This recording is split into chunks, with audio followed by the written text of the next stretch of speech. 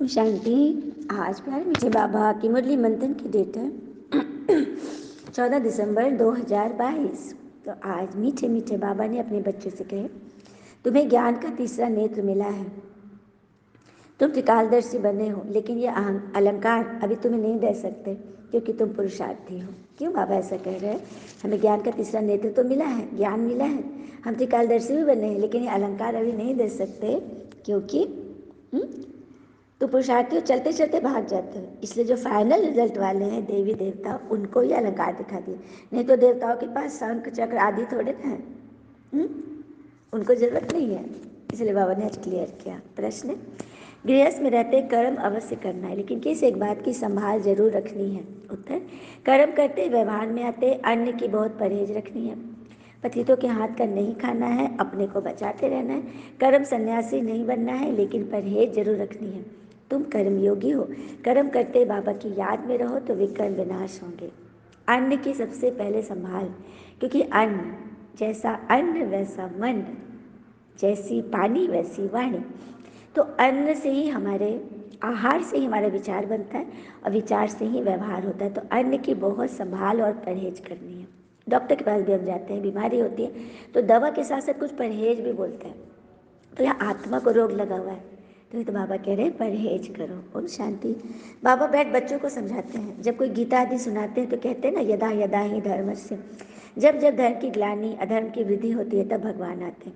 बरोबर धर्म की ग्लानि हो रही है ना, ग्लानि माना निंदा, तो भारत में धर्म की ग्लानि और अधर्म की वृद्धि हो जाती है, मैं तब आता हूँ जब यह हालत होती है। बहुत दुख है, मौत सामने खड़ा है, विनाश के लिए मुसल भी तैयार है। हम सब देख ही रहे हैं अभी जो परिस्थिति है, मिसाइल परमाणु अटैक की स्थिति अभी बनी रही है, प्लेटफॉर्म तैयार हो रहा है। तभी तुम बच्चे जानते हो कि बाबा आया हुआ आदि सनातन धर्म की स्थापना करने। तो ब्रह्मा द्वारा स्थापना, शंकर द्वारा विनाश और विष्णु द्वारा पालना, बरोबर ये तीनों कर्तव्य अभी चल रहे हैं। तो बाबा ने कहा, अभी तुम ब्राह्मण हो, जानते हो, अभी हम ब्राह्मण से फिर देवता बन रहे हैं। अभी शिव बाबा के पुत्र हैं। शिव बाबा का पहल बच्चा कौन है? ब्रह्मा। एक से फिर तुम कितने बच्चे बन जाते हो। ज्ञान सुनकर हम बच्चे ब्राह्मण बनते ना। तो पतितों को पावन बनाने की सेवा तुम कर रहे हो। यह है बेहद का यज्ञ।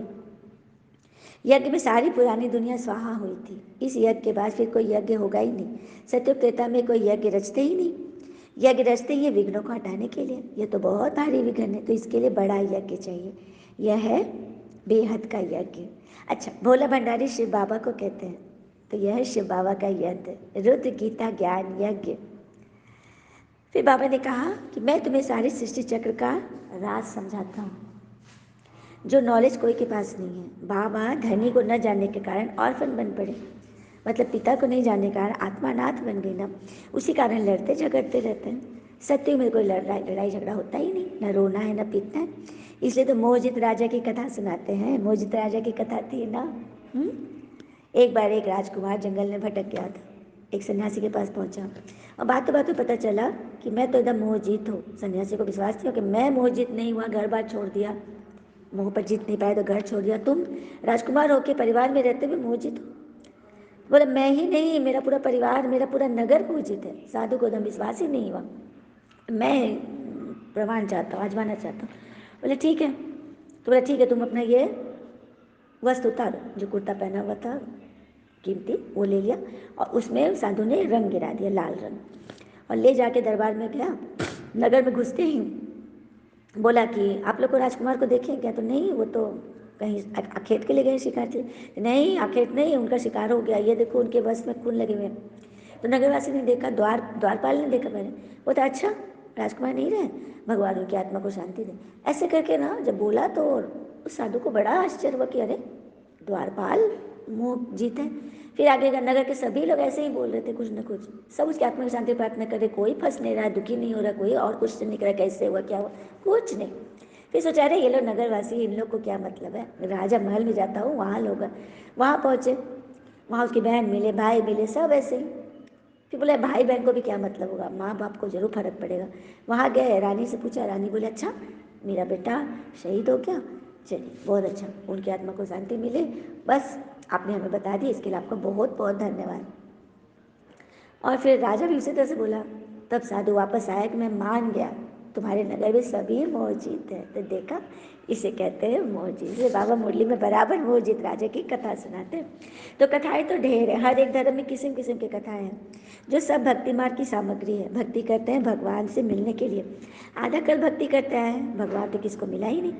अब बाबा ने तुम बच्चों को परिचय दिया है, तुम्हें फिर औरों को देना है। सन सोज फादर, तो बाबा का परिचय दे, सबको इस नॉलेज का पता बताओ, भगवान से मिलाओ। फिर बाबा ने बोला, तुम हर एक बच्चे की बुद्धि में है कि शिव बाबा हमारा रूहानी पिता है। यह भी भक्ति मार्ग वालों को समझाना है कि तुम्हारे दो पिता हैं, एक लौकिक पिता और दूसरा पारलौकिक पिता। और ज्ञान मार्ग में तुम्हारे तीन पिता हो जाते, एक अलौकिक ब्रह्मा पिता भी तो है। तब आत्मा कितनी मतलब मालूम हो गई ना, तीन पिता, कहीं तो एक ही पिता नहीं थे और फिर तीन पिता हो गया। आत्मा का पिता तो कोई था, शरीर का पिता था, लेकिन आत्मा का पिता का तो पता ही नहीं था। कलयुग अंत में कोई भी विश्व का मालिक है नहीं, यह है ही रावण राज्य। राम राज्य सत्य त्रेता, रावण राज्य द्वापर कलयुग। द्वापर से ही भक्ति मार्ग शुरू होता है, विकार भी शुरू होते हैं, जिसकी निशानियां भी है। जगन्नाथपुरी के मंदिर में बाहर देवताओं के गंदे चित्र बनाए हैं ना, ताज तख्त तो दिखाते हैं वही है, लेकिन चित्र विकार ही दिखाते हैं। जब देवताएं वाम मार्ग में चले जाते हैं तो धरती उथल पाथल हो जाती है। सोने हीरे के महल जो थे उनके सब नीचे दब जाते हैं। पूजा के लिए कितना भारी मंदिर बनाया तुमने द्वापर में, भक्ति मार्ग में। तो आप ही पूज्य थे, देवी देवता थे, आप ही पुजारी बन गए। बाबा समझाते, पर मैं पुजारी नहीं बनता हूँ। अगर मैं बनूँ तो फिर पूज्य कौन बनाएगा। मैं न पतित बनता हूँ न बनाता हूँ। पतित तुमको रावण बनाते हैं, जिसको जलाते आए हो ना। इस समय पाप आत्माओं की दुनिया है, गाते भी है पतित पावन आओ, फिर कह देते हैं पतित पावन सीताराम। तो सीताराम करने से किसकी याद आती है, झट त्रेता वाले राम जी की याद आ जाती है। अब वो तो पतित पावन नहीं है। बाबा ये सब बातें समझाते, तुम सब सीताएं हो, द्रौपदियाँ हो। सीता और द्रौपदी कोई एक नहीं थी, सभी हैं, एक की बात नहीं है। द्रौपदी को 5 पति दिखाते हैं, ऐसी बात नहीं है। भारत ही प्राचीन पवित्र खंड था, क्योंकि पतित पावन परमपिता परमात्मा का ये बर्थ प्लेस है, जन्मभूमि है। बाबा कहते फिर बच्चे गृहस्थ व्यवहार में रहते पवित्र बनो, कर्म जरूर करना, यह है ही कर्म योग। और कहते हैं ना, देर से बनो लेकिन जरूर कुछ बनो, क्योंकि वक्त के साथ मनुष्य खैरियत नहीं हैसियत पूछते हैं। तो यहाँ तुम्हारी हैसियत बाबा ऐसा बना रहे कि हम हीरे जवाहर के महल में रहेंगे। हाँ, तो सब तैयार है ना उसमें। तो बस इस अंतिम जन्म पवित्र रहना है, यह है कर्म योग। कर्म संन्यास नहीं करना है। वो लोग सन्यासी क्या करते हैं, घर में खाना नहीं बनाते, भीख लेकर गुजारा करते और कहते हैं हम कर्म सन्यासी हैं। वो तो फकीर ठहरे, विकारियों के अन्न से पेट भरे तो अन्न दोष लग गया ना, तो पवित्र हो न सके, क्योंकि अन्न का बहुत दोष लगता है, परहेज रखती है। बाबा बैठ समझाते हैं, बच्चे दुनिया का हाल देखो क्या हो गया है। तुम जो विश्व के मालिक था बेगर बन पड़े, फिर बेगर टू प्रिंस बनना है। बेगर से फिर तुम्हें क्या बनना है, प्रिंस बनना है। भारत बेगर है, पतित राजाएं पावन महाराजा महारानी के मंदिर बनाकर पूजा करते हैं, निराकार शिव बाबा की पूजा करते हैं। जरूर कुछ किया होगा, कितने मंदिर है। तुम अभी जानते हो 5000 वर्ष पहले भी आकर राजयोग सिखाया था। तुमने अनेक बार राज लिया और गवाया है। अब फिर शांति धाम और सुख धाम को याद करो, इस दुख धाम को भूलते जाओ। ये सब विनाश होना है, फिर तो स्वर्ग के मालिक बन जाएंगे। बाबा कहते मैं तुम्हारे बेहद का पिता भी हूँ, तुमको बेहद का वर्षा देने आया हूँ। तुम्हारी दिल में खुशी है कि हम अपनी राजधानी श्रीमत पर स्थापन कर रहे हैं, परंतु है सारा गुप्त। बाबा का ज्ञान गुप्त है, बाप गुप्त है, हम बच्चे ब्राह्मण भी गुप्त है ना। सब कुछ गुप्त है, गुप्त पुरुषार्थ भी गुप्त है। गाया जाता है ना, माया जीते जगत जीत। तो 5 विकारों पर जीत पानी है, अर्थात 5 विकारों का संन्यास करना। कि भैया तो एक बाबा है ना, सबकी सदगति करने वाला सदगुरु बिगर घोर अंधियारा, तभी तो भगवान ज्ञान का प्रकाश लेकर आए। अच्छा, भारत में गुरु तो बहुत है, हर एक स्त्री का पति भी गुरु है। फिर इतनी दुर्गति क्यों हुई है, क्योंकि कह देते सब ईश्वर के रूप है, इसीलिए दुर्गति हो गई। अब सब ईश्वर है तो भाई योग किससे लगाए, फिर तो भक्ति ही बंद हो जाए। फिर हे भगवान कहकर किसको बुलाते हो, किसको बुलाते हो। अच्छा देखिए, सभी बुला, दुर्योधन भी बुलाया था, श्री कृष्ण से बात कर रहा था कि मुझे पता है कि मैं गलत कर रहा हूँ, लेकिन मुझसे हो नहीं रहा है। तो श्री कृष्ण ने बड़ी शांत स्वर में समझाया कि तुम्हारे पास, तुम्हारे जीवन में शांति नहीं है, ठहराव नहीं है, इसी वजह से तुमसे विकर्म पे विकर्म, कुकर्म पे कुकर्म हो रहे हैं। क्योंकि आज भी मनुष्य को देखें तो कोई पैसा के लिए, नाम के लिए, इज्जत के लिए, मान शान के लिए किस तरह से दौड़ रहे हैं, अंधाधुंध भाग दौड़ कर रहे हैं। कभी रुके ठहरे तब तो कुछ सोचे अपने बारे में। हाँ हाँ, अब देखिए चलते चलते 2 लोग सीढ़ी पर चल रहे हैं, ठीक है, एक गिर गया तो क्या दूसरा भी गिर जाए। हाँ, कि आप गिरो तो हम भी गिरेंगे, ऐसा होता है क्या। दूसरा क्या करता है, उसको उठाता है ना।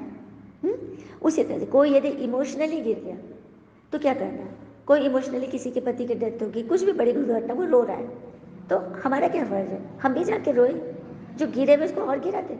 नहीं, हम तो उसे उठाएंगे, हाँ, उसे समझाएंगे, है ना। ये होता है सच्चा ज्ञान, ये है।